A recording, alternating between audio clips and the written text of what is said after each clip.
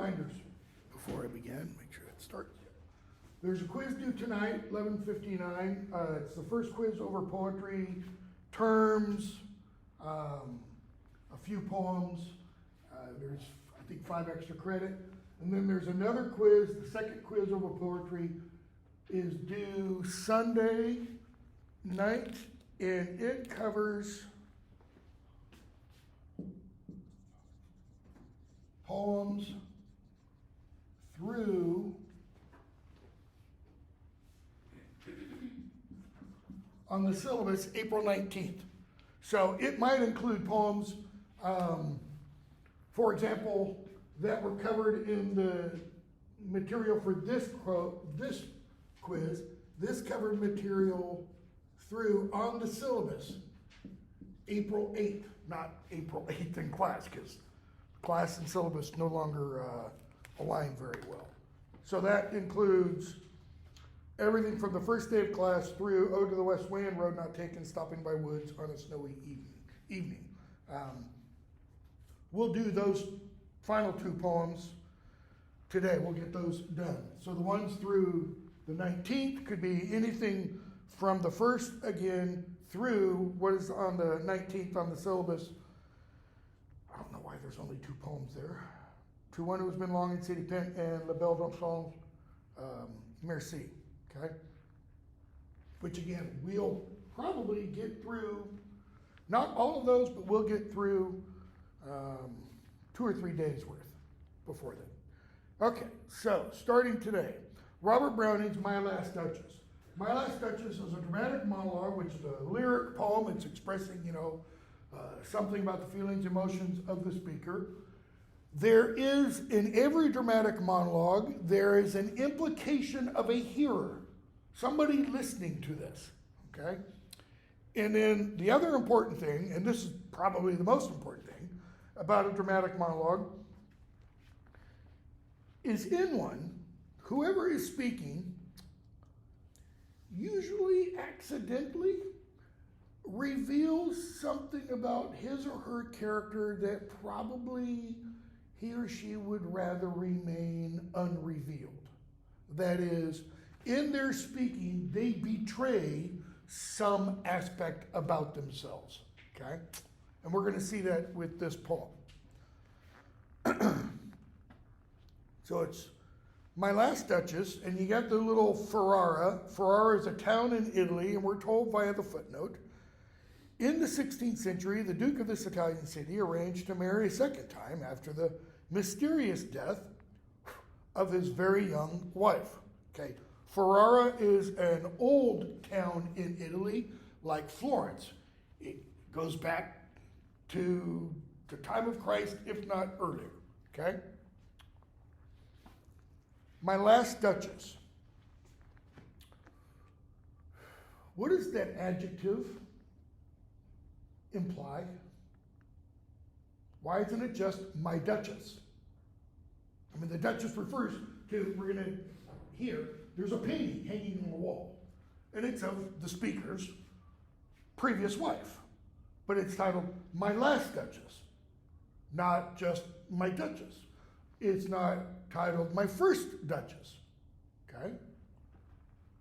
Last can mean, I'm not saying it does, it can mean she's not his first Duchess. All right? Could have been more than one. It's my last Duchess painted on the wall, looking as if she were alive. I call that piece a wonder now. Frau Pandolf's hands worked busily a day, and there she stands. Frau Pandolf, name of the artist made up by Browning. A lot of Browning's works, he lived, if I remember correctly, in Italy for a while. A lot of Browning's poetries are about Italian themes. Italy was foremost in the British cultural mindset throughout the 19th century. I mean, it was, everybody went to Italy for inspiration, etc., right? Those who could afford it. Will it please you sit and look at her? So wherever this painting is, there's some place to sit. And the speaker goes on. I said Frau Pandolf by design, for never read strangers like you that pictured countenance, the depth and passion of its earnest glance. But to myself they turned, since none puts by the curtain I have drawn for you but I. It seemed as they would ask me if they durst how such a glance came there. So not the first are you to turn and ask thus. Notice, have we heard anybody else ask a question? No, we haven't. Why does the speaker say that the auditor has turned and asked thus? Putting words in the other person's mouth. So go back a bit. Notice, strangers like you have never read that pictured countenance. Why? Because he says nobody gets to see this picture unless I pull the curtain back and allow them to look at it. And when I do, that's when the speaker says, it seemed as they would ask me if they durst, dared, how such a glance came there. That is, why does she look the way she does? There's something about this portrait. So not the first are you to turn and ask me thus. And the speaker then starts to speak about the dead Duchess. Sir, 'twas not her husband's presence only called that spot of joy into the Duchess's cheek. Perhaps Frau Pandolf chanced to say, her mantle laps over my lady's wrist too much, or paint must never hope to reproduce the faint half-flush that dies along her throat. So we're given an indication of what that glance is. There's something in her cheek. What is it? Blush. There's a slight reddish tinge. And he says, others who have been privy to this painting have said, what's causing her to blush? And he says, could have been what?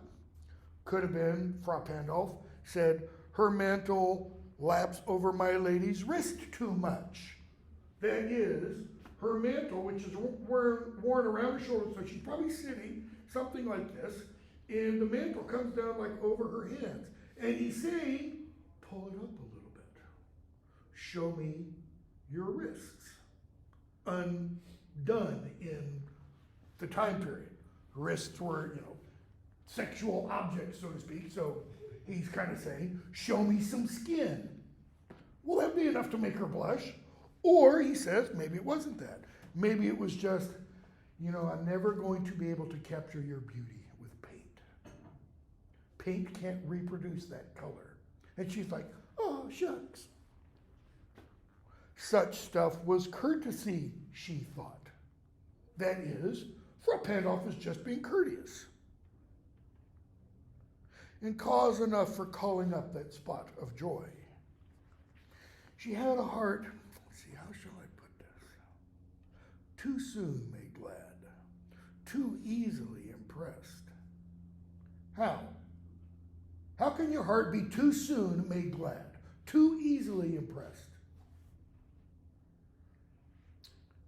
She liked whate'er she looked on, and her looks went everywhere. Now, you could ascribe a negative meaning to that she liked all the people she looked at, and her looks looked at everybody, implying, she was cheating on them.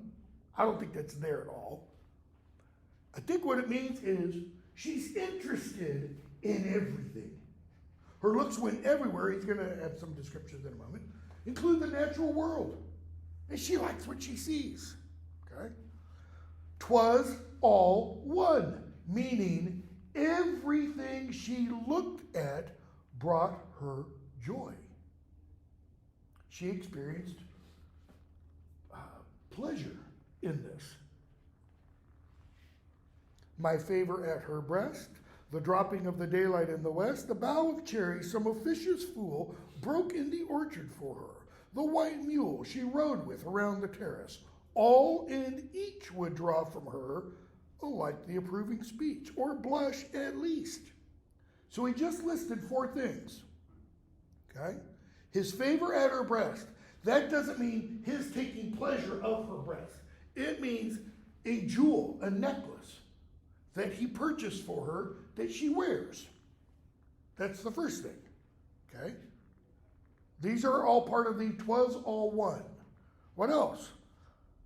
The sunset.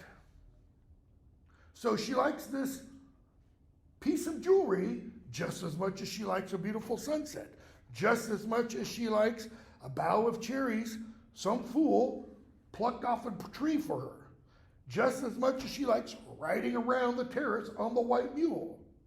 He says, all and each would draw from her alike the approving speech, or blush at least.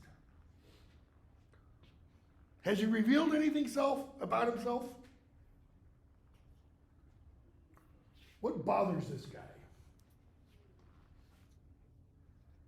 She's equated what? His apparently expensive piece of jewelry with a little branch of cherries. Those didn't cost anything. This did. Expensive piece of jewelry with a sunset. Riding around on a mule. She thanked men. Good. Why good?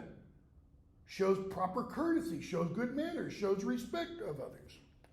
But thanks somehow, I know not how, as if she ranked my gift of a 900 years old name with anybody's gift. Now we're getting a little bit deeper into his issues. So when they married, and she took on his last name, what are we told about that name? Our family line. It goes back 900 years. Okay? If her family line goes back 900 years, he's not talking like my family name, Sherman. We can trace it back. My brother's traced it back. Okay? To at least the Middle Ages. That's about 900 years from now, right? That's not the same as what he's talking about. Why? He's a duke. We're not dukes. It's been within the main nuclear family back 900 years. She equates that with what? The bowl of cherries.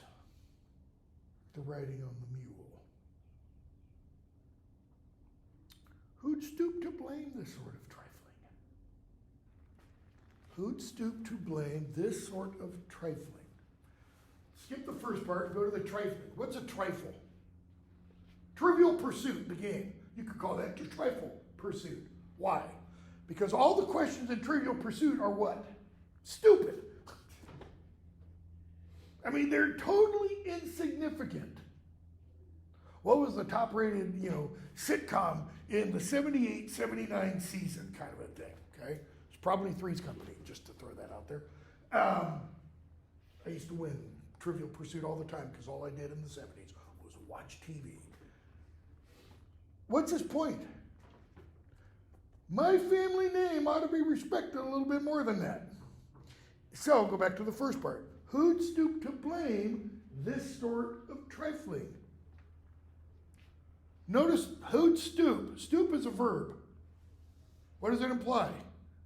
If you stoop, what must you literally physically do? You got to bend over. If you're bending over and somebody's right here, what can they be taken as? You are bowing, you are humbling yourself, you are lowering yourself to that other person. Who'd stoop to blame this kind of behavior? So he's saying, if I said anything about this kind of behavior, he'd be doing what? He'd be blaming her, and it would involve stooping on his part. He'd have to lower himself to her level. Even had you skill in speech, which I have not, to make your will quite clear to such a one.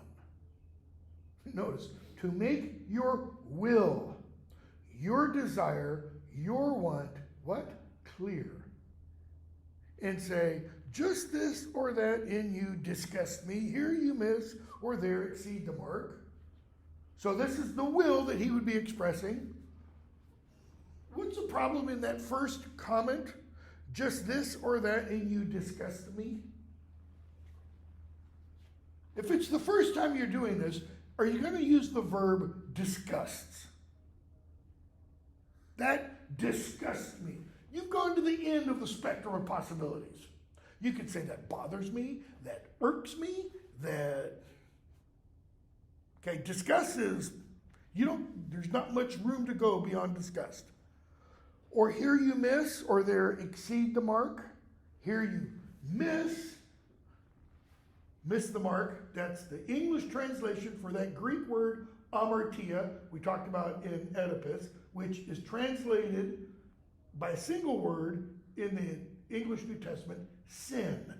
So here you sin, and there you exceed the mark, means you go overboard.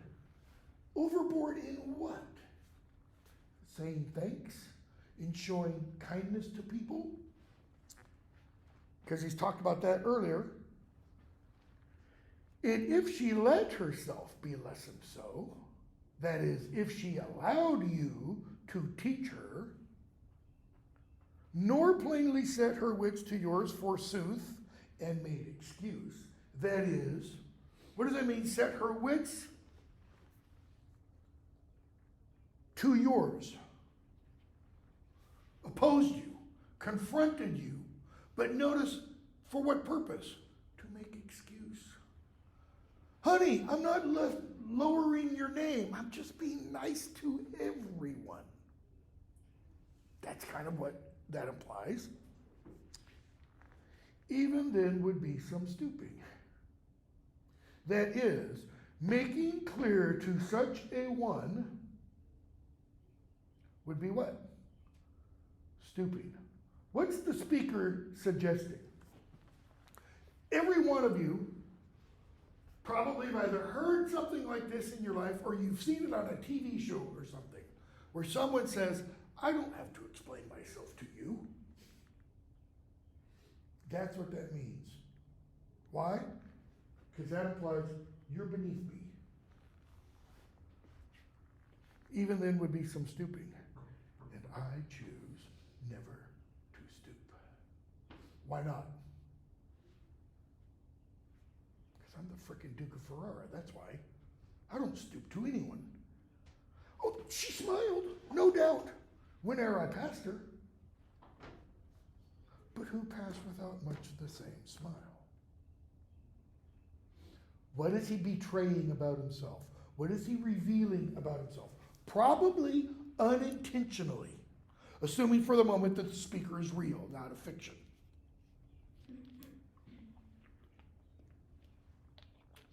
What emotional characteristic does this kind of language show? It's like he's the poster child of the jealous husband. He's jealous of anybody else getting what from her? A smile. That's it. A smile, a thank you, a nod. Anything sets him off. Why? Because what he gets from her is a smile, a nod, a thank you. He doesn't get anything more. He thinks he's deserving of more. So why are people often jealous? What other character trait goes behind jealousy? What causes the jealousy? Insecurity. There's something about me that's not fulfilling her or whatever, okay? Even then, so, when I passed, but who passed without much the same smile? This grew. What's the this? Everything that came before. Okay? I gave commands. Then all smiles stopped together. There she stands as if alive. What does that mean, I gave commands? Does he give a command and she's like, fine, fine, I just won't smile at all. I'll just walk around, with a frowny face. Possible. Then all smiles stop together. Probably not. Why? Because of the next sentence. There she stands as if alive. So what were the commands? Kill Mrs. Ferrara. That's probably what is being implied. All right? Now bear in mind, it's a dramatic monologue. This is being spoken to someone. Someone is listening to this. We don't know who. We don't know why. We don't know why the other person who is listening is in the room. It's going to be revealed very quickly.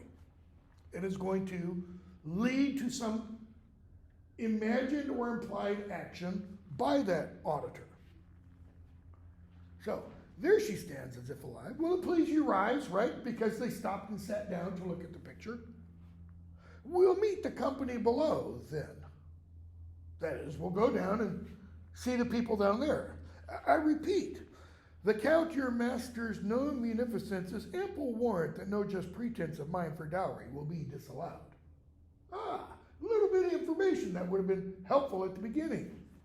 The person being addressed works for someone else who is referred to as his master, who is down below. And why are the auditor and the master down below? Why is the master down below? What has brought them together? Marriage negotiations between the Duke, the one narrating, and the master over or about the master's daughter. That's why he says, the Count your master's known munificence, that is liberality with his money, with his wealth, is ample warrant that no just pretense of mine for dowry will be disallowed. It's known that your master is wildly generous. So I don't need any kind of proof that when we start discussing what I require for the dowry, that it will be disallowed. Because bear in mind, we talked about dowry, right? Hamlet gave Ophelia what for a dowry should she marry? A plague. May your husband wear cuckold, be a cuckold, all that kind of stuff. Or may you be frigid as snow and ice.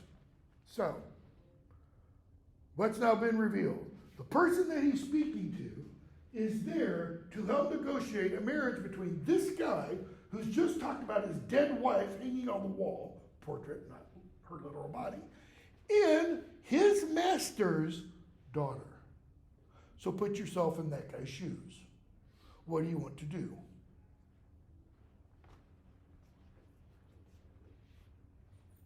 Get down there to tell him, this guy's a sociopath.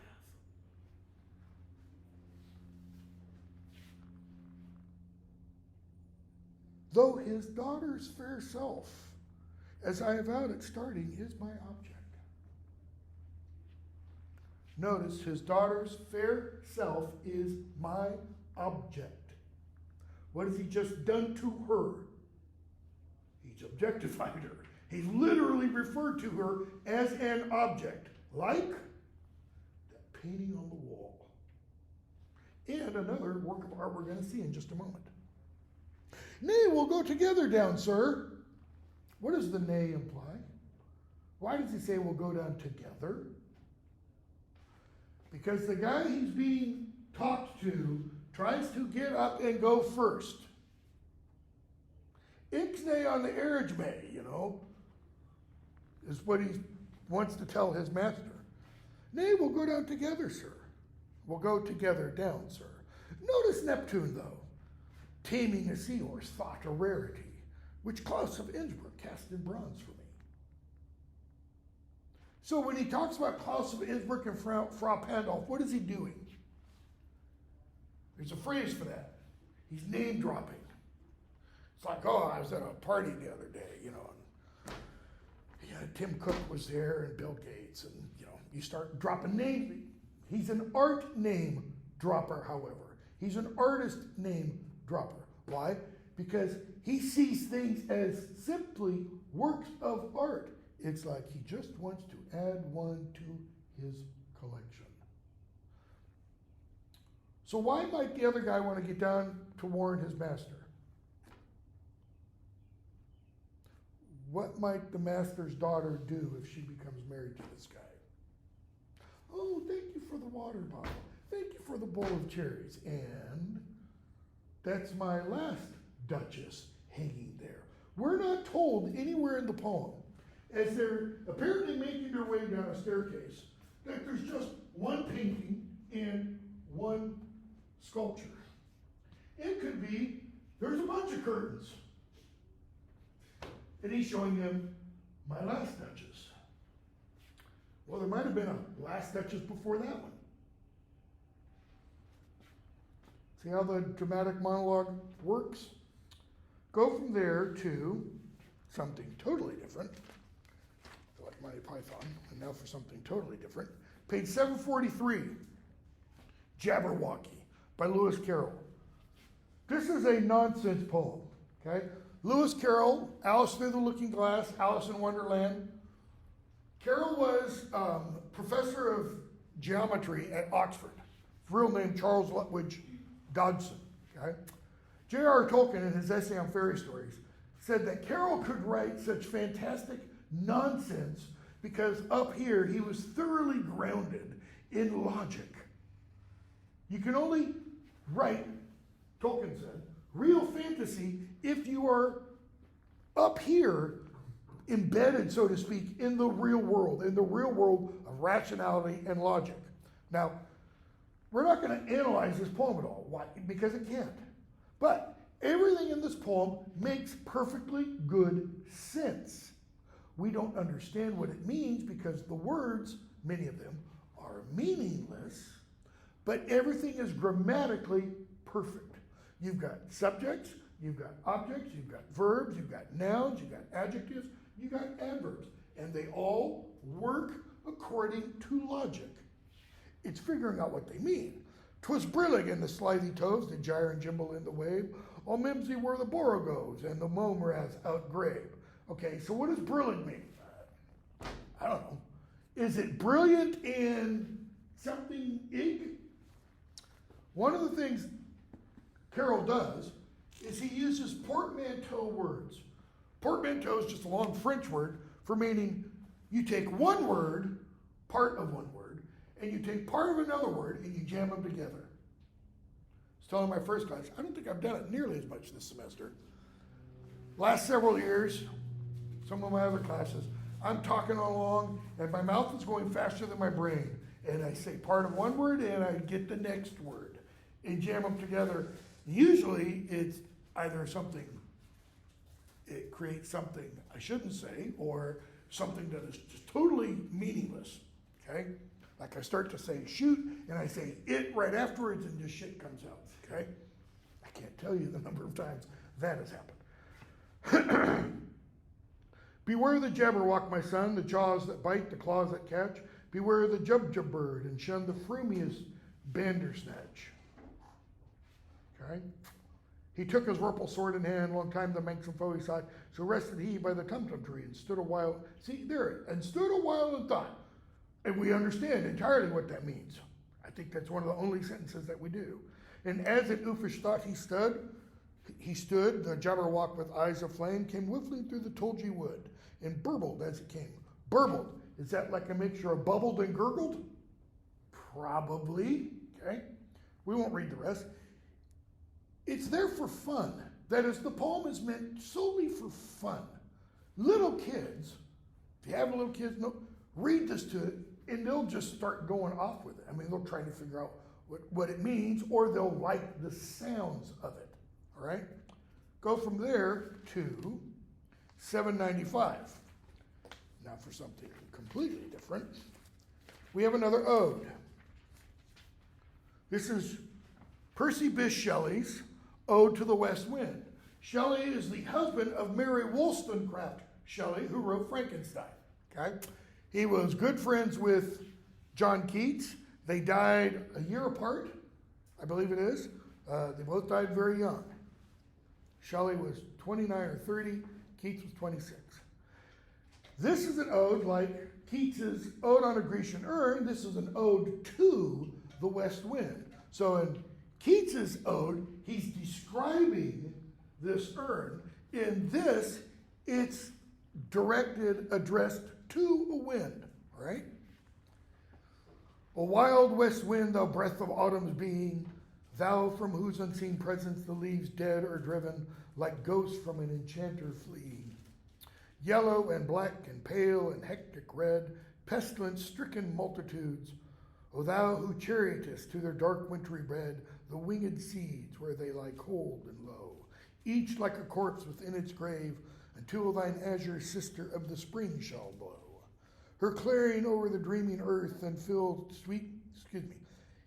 driving sweet buds like flocks to feed in air, with living hues and odors plain and hill.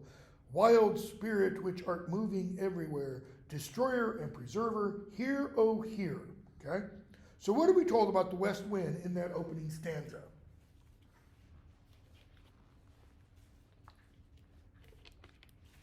It's a harbinger. It's a messenger. It's a herald of what? Fall, autumn, as it's referred to in the poem. And because fall and autumn, what comes after fall and autumn? Winter, death. In poetry, if you have any imagery of the seasons, you have to think of those seasons as the cycle of life. So spring is birth, summer is adulthood, autumn is when you start to decay and get decrepit, winter is death, and then the cycle begins again. Or death, rebirth, resurrection, new life, etc. So, O wild west wind, thou breath of autumn's being. That is the soul of autumn.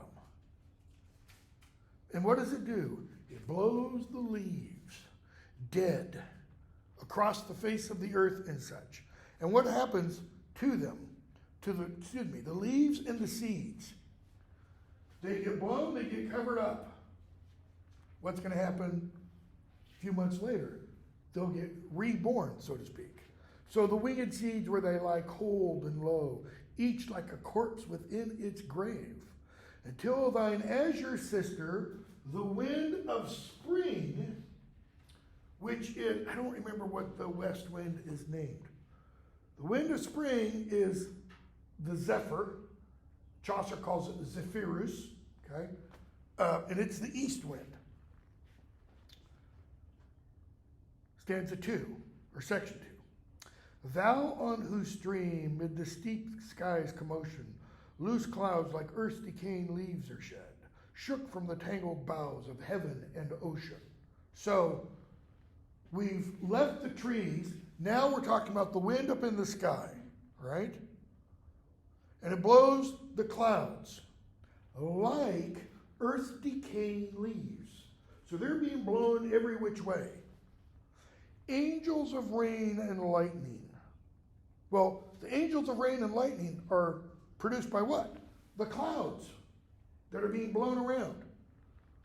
There are spread on the blue surface of thine airy surge, like the bright hair uplifted from the head of some fierce Maenad, even from the dim verge of the horizon to the zenith height, the locks of the approaching storm. A little bit of detail. He's looking at a storm coming, and it's over the ocean, and he sees the clouds coming, and between the horizon, like the sea, and the clouds, bright flashes of lightning. Not the kind of lightning we often see around here where you just get the flash, but streaks from horizon to as high as you can see in the sky. The locks of the approaching storm, thou dirge of the dying year. What's a dirge? We only use that word dirge in relation to one kind of human ceremony, funerals. You don't play a dirge at a wedding. Bad karma, you know. Thou dirge of the dying year, to which this closing night will be the dome of a vast sepulchre, vaulted with all thy congregated might of vapors, from whose solid atmosphere black rain and fire and hail will burst, Oh, hear. Just 1 second. The first stanza ended with that two-word phrase, oh, hear. This one, oh, hear. Okay? What is this closing night that he says will be the dome of a vast sepulchre? The closing night of the dying year. Does that mean it's January 31st? Could be. It could be it's the closing night of the season. December 21st, December 20th. The first day of winter is the solstice. It's also the longest night of the year. So, oh, hear again. Why is he saying, oh, hear? What else does that mean? Listen to me, wind. Thou who didst waken from his summer dreams the blue Mediterranean, where he lay, lulled by the coil of his crystalline streams. That is, the Mediterranean Sea lay asleep until the west wind woke it up, beside a pumice isle in Baez Bay, and saw in sleep old palaces and towers. Lost my place. Quivering within the waves' intenser day, all overgrown with azure moss and flowers so sweet, the sense faints picturing them. What does he see on this isle? In sleep, old palaces and towers, quivering within the waves' intenser day. The implication is of the passage of time in human civilization. These are worn down, okay? Because they're overgrown, or they're now overgrown with moss and flowers, which is an indication that they're no longer being used and such. Thou for whose path the Atlantic's level powers cleave themselves into chasms. Get on YouTube and look, Atlantic storm, and you'll see video footage from trawlers and such of huge waves with fantastically high crests and low troughs.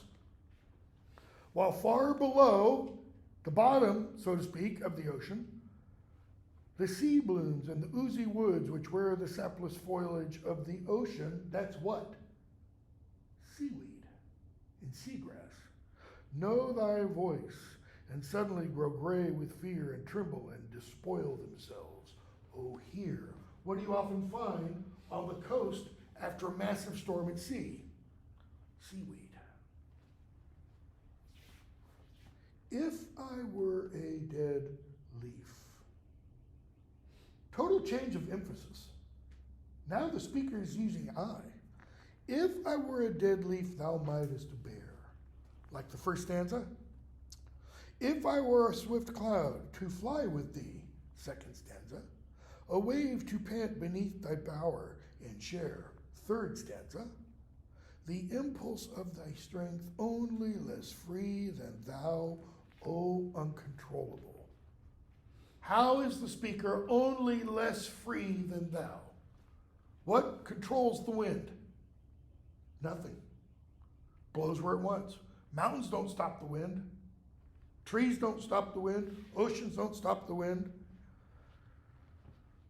If even I were as in my boyhood, the individual is reckoning back to time as a child. It could be the comrade by thy wanderings over heaven. As then, like I was as a child, when to outstrip thy skyey speed scarce seemed a vision, meaning trying to outrun the wind. Like a boy in a meadow, the wind's blowing and tries to run with it.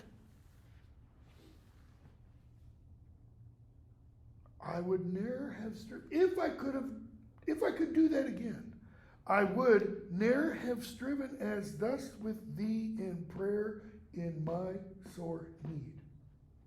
So, if I could do it like then, or when I was a boy, in striving with you, he says, I wouldn't have prayed to you in my sore need. A little more indication about the speaker. Something is bothering the speaker. There's some great need. Lift me as a wave, a leaf, a cloud. Why? Why lift me? Lift me implies what? Free me from this. Not Peck Hall, but please God. Free me from what? The bounds, the bindings, the being chained to earth. Free me, he says. Lift me as a wave, a leaf, a cloud. Why? I fall upon the thorns of life. Lift me means what? Take me away. Rapture me from this. Why? Because life down here, it's hard. It's painful. There's suffering. Does the leaf suffer being blown around? No. Does the cloud? Nope. Does the wave? Nope. It's like, make me an inanimate object that is controlled by you. Not literally. Okay? I fall upon the thorns of life. I bleed. A heavy weight of hours is chained and bowed, one, two, like thee. What's the heavy weight of hours? Age. Age. I've lived here. And it's like every hour does what? It makes those bonds stronger and stronger. Remember, I alluded the other day to A Christmas Carol. I talked about Jacob Marley meeting up with Scrooge before the first ghost comes. And Scrooge makes a comment about, you're always a good businessman. He says, mankind was my business. And he rattles in the chains. It says, you had this number of chains on the day I died 7 years ago, Ebenezer. Imagine how much longer and heavier your chains are now. A heavy weight of hours is chained and bowed, one, two, like thee. So I'm bowed down to the ground. But what else? What's he saying about himself? I'm like you, wind, uncontrollable, proud, impetuous. It's not an accident that Shelley also wrote a poem about Prometheus, the guy who stole fire from the gods, okay, showing that rebellious attitude, tameless, swift, proud. Stanza 5. Make me thy lyre, even as the forest is. Talking about the Aeolian harp kind of lyre. Not the kind of lyre that you have to have fingers to play. Notice, as the forest is, that simile, this kind of lyre. I don't know if you've ever been in a big forest when a really big windstorm or rainstorm hits. I've been backpacking before when a storm came up out of nowhere in the redwoods out in California. And to hear some 30, 40, 50 mile an hour gusts go through the redwoods, it's like nothing out of this world, because those trees are, 200 feet tall and 20 feet in diameter. It's a lot of noise. Make me thy lyre, even as the forest is. What if my leaves are falling like its own? What does that mean? The speaker's leaves are falling like the forest's leaves. Why do trees lose their leaves in the forest? Fall, autumn. They're getting ready to die, go dormant for the winter, and then they'll... So what are his leaves? Probably his hair. That often becomes a metaphor used in poetry. If someone talks about, my leaves are golden, like the forest, it means the hair is changing color. Going from, my hair used to be really blonde, and it became really brown, and now it's mostly gray and white. That's what he's talking about. What if my leaves are falling like its own? The tumult of thy mighty harmonies will take from both, that is, both the forest and me, a deep autumnal tone, sweet though in sadness. The music, he says, I produce will be autumnal, dying of the year. That's why there will be in sadness. Be thou, spirit fierce, my What's the speaker essentially asking for? Give me life. Breathe through me. Inspire, literally, me. Be thou me, impetuous one. Drive my dead thoughts over the universe. Take my ideas, blow them out. How? Dead thoughts. That's what these are. Papers. Words on papers. They're dead thoughts. He's talking about his poems. Like withered leaves to quicken a new birth. And by the incantation of this verse, that line is like a chant, an incantation. Do what? Scatter as from an unextinguished hearth. Remember the part in Robert Hayden's Those Winter Sundays about the father gets up early in the morning, warms up the house, how?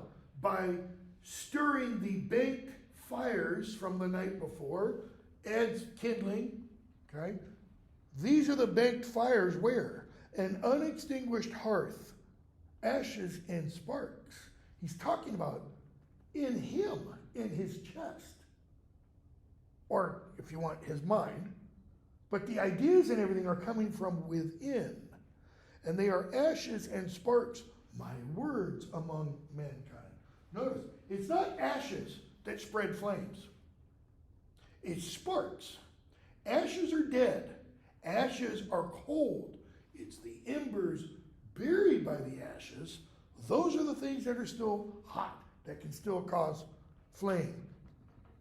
He's saying, blow both the ashes and sparks that are in with me outside among mankind. Be through my lips to unawakened earth. They're not listening. What? The trumpet of a prophecy. Because what does he want the prophecy to do? The prophecy is going to come up next. But he wants the prophecy and the trumpet to do what? To unawaken earth. Wake them up. Wake up. Who was it? American poet, essayist. Not Longfellow. Thoreau on Walden Pond. Thoreau said, I think it was in Walden, that he wanted to be able to say that when he took his last breath, that he sucked the marrow out of life. Life is like a bone. It's full of marrow. He wanted, when he took that last, to be able to say, I've done it all. I don't have any regrets. What's the prophecy? O wind, if winter comes, can spring be far behind? He's not talking about the literal seasons. What are winter and spring? If death comes, because the west wind is the harbinger of winter and death, because it's coming during the fall, if death comes, what? Can rebirth be far behind? In one sense, you got to say that's somewhat hopeful, okay? Go from there to The Road Not Taken, 871. We've got 7 minutes, 8 minutes. This is Robert Frost, The Road Not Taken. Often, sometimes given the title, The Road Less Traveled, because of a line at the end of it. That's largely because a psychologist named Scott Peck wrote a book called The Road Less Traveled. Okay, it's a misnomer. It's not right to call it The Road Less Traveled. So, 2 roads diverged in a yellow wood, and sorry I could not travel both and be one traveler. Long I stood and looked on one as far as I could to where it bent in the undergrowth. Then took the other as just as fair, and having perhaps the better claim, because it was grassy and wanted wear. Though as for that, the passing there had worn them really about the same, and both that morning equally lay in leaves no step had trodden black. Oh, I kept the first for another day, yet knowing how way leads on to way, I doubted if I should ever come back. So let's pause there. So what's the implication? You got a speaker, goes out for a walk in the woods, yellow woods, telling us what? It's fall. The leaves are dying, okay? Goes out for a walk in the woods, comes to a fork in the road. Looks down both ways, looks down this way to where it bends around in the other road, and goes this way. Why does he go that way? I took the other as just as fair. Fair meaning beautiful. They were equally beautiful, having perhaps the better claim, because it was grassy and wanted wear. Wanted means lacked. Okay? Perhaps this one was not traveled as much as this one. Perhaps. You got to hold that, because he says, and both that morning equally lay in leaves, no step had trodden black. It perhaps is not as worn as the other. It's not fact. Neither of them that morning had been trodden on. Okay? So let's pause here. What's he talking about? It's a metaphor. What's the metaphor of? This is life. This is the way it's always read. This is life. This is what? A decision point. Whatever the decision point is, you make a decision. Why is that decision like the first thing in the morning for you? Because nobody else can make that decision. That's why both were not trodden black. Neither of them, nobody else has made the same decision as you have. Every one of you made the decision to come to MTSU. Thousands of people, but it's not the same decision. Why? Because there's only one you. And all the things that go to make up you are all the things that only go to make up you. Period. And notice, yet knowing how both that morning equally lay, and leaves no step had trodden black.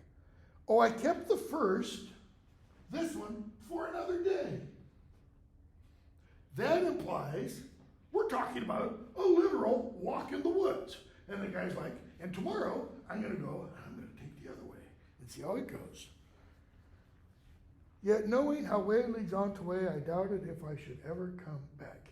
And that tells us we're not talking about a walk in the woods. Why? Because every time you make a decision, what happens to the other option? It's gone. You go, you fork, gone. You go, you fork, that option is gone. You can't take back decisions. You make another decision to do something else. And maybe it's the case, you make the decision to go this way and you decide right here, can't really do that. And you try to make a decision to cancel out the one. But it's not the same as not having made that decision in the first place. So, I shall be telling this with a sigh somewhere, ages and ages hence. Two roads diverged in a wood, and I took the one less traveled by, and that has made all the difference. Two things. When's he going to be telling that? I shall be telling this ages and ages hence, long in the future. And what will he be telling, or how will he be telling this ages and ages hence? With a sigh. Sometime far in the future, I'm going to say what? I went for a walk in the woods. And I took the road less traveled by, and that made all the difference. But I took the road less traveled, and that made all the difference, he says, with a sigh. Why a sigh? What does the sigh imply? Every time he mouthed, regret. You don't announce to all your friends and everybody, let's assume that you got engaged. You don't go, yeah, I got engaged. Then, don't do it. It's not going to work. Sigh always implies, I took the road less traveled. How's it made all the difference? Bad decision. That's what's implied. So do you take the road more traveled? Do you follow everybody else? Not really. Why? Because we all take the road less traveled by. We all make the decisions that do what? As J.R.R. Tolkien puts in The Lord of the Rings, that makes the path that falls into place in front of our feet. That's it. None of us traveled the same road. Okay, last thing. I think we can do this in 2 minutes. Stopping by woods on a snowy evening, 881. Stopping by woods in a snowy evening. He doesn't say stopping in woods. Whose woods these are, I think I know. His house is in the village, though. He will not see me stopping here to watch his woods. Look at the verb form. Fill up with snow. What does fill up imply? How long does it take to watch something fill up? Unless it's like this, like I've got a pool at home and process of trying to get clean, and I've got to add water to it to fill up today. It's going to take hours to get it to go up 3 more inches. To watch 3 inches of snow on the ground to fill up takes hours. So he's going to watch the woods fill up. My little horse must think it queer to stop without a farmhouse near, between the woods and frozen lake, the darkest evening of the year. Notice, all read one sentence. They stop. Here's the woods. Here's the lake. They're between. He's not in the woods. He's looking into the woods. And the horse thinks this is weird. He gives his harness bells a shake to ask if there is some mistake. The only other sound is the sweep of easy wind and downy flake. Is the horse literally asking, is there a mistake? Why is the horse shaking its harness? Which means shaking its neck and shoulders. They're just sitting there. Snow's falling down, and the snow's slowly accumulating on the horse. It shakes to disturb the snow. Notice the description. The only other sound is what? The sweep of easy wind and downy flake. What does snow sound like as it's falling? No sound. How is the snow described? Downy flake. How else do we use the phrase downy, or the word? Like a down comforter, a down pillow, a down bed. It implies what? Sleep, comfort. The woods are lovely, dark and deep, but I have promises to keep, and miles to go before I sleep, and miles to go before I sleep. Why does he say the woods are lovely, dark and deep? With right after the easy wind and downy flake. It's like the speaker just wants to go in and what? Fall asleep. But I have promises to keep, and miles to go before I sleep. And the last one gets repeated. He wants to go to sleep. Where? Right here, right now. Suicide? Possibly. But he doesn't. Because I have promises to keep, obligations and responsibilities, and miles to go. Meaning, this isn't my last day. Using miles for time. Okay? All right, we'll stop there. Don't forget, quiz due tonight over all the poetry readings through April 8th. Okay? Even though I know today's the 15th. April 8th on the syllabus, which everything has been covered. And then I'll tell this again on Wednesday. Another quiz due a week from today, Sunday night, that goes through everything on the syllabus through the 19th of everything poetry wise. So it could include other stuff from the previous couple of days. All right, we'll get through most of those by then. All right, have a good day. Enjoy the nice weather. Sorry for going a couple minutes over.